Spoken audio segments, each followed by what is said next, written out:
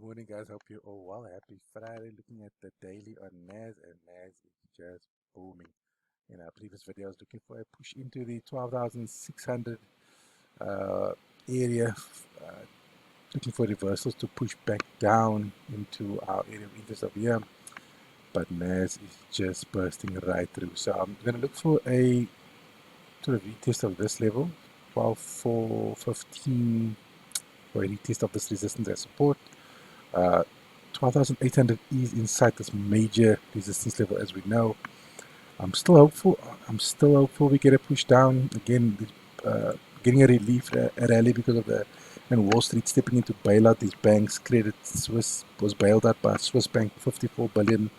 It's a vicious cycle, man. This is why I mean, look at during the pandemic when the Fed pumped money into the market. And for a year, 2 years, and now we're seeing the ugly side of it, the inflation and all these things. So I'm still hopeful, but I should have looked at the signs over here when we had this push through of this weekly support and close back above daily bullish in this zone, especially this hammer over here. I should have taken more note, but I had my eye on this level. But let's see, again, we are approaching major resistance. This did break this level as resistance right through. Let's see if we get a retest as support. Yeah, looking at the why I'm still hopeful we get a push down. If we look at this weekly, last week was bearish engulfing, but it did just bounce off at 11,800 support and closed above, and then you're seeing the effects of closing above instead of below a support level. Looking at the 4-hour. 4-hour, look at this zone, clean through.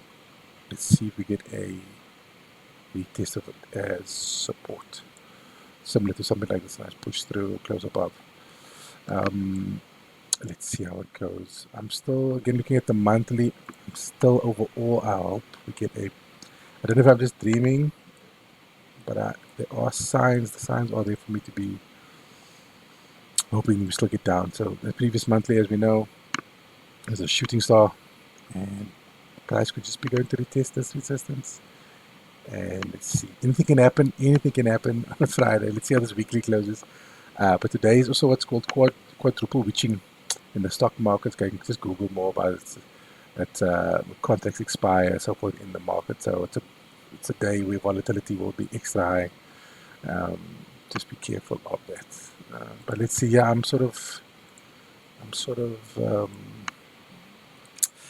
kicking myself over here. When I saw this close above, I should have taken more note over here. But again, my eye was on this level.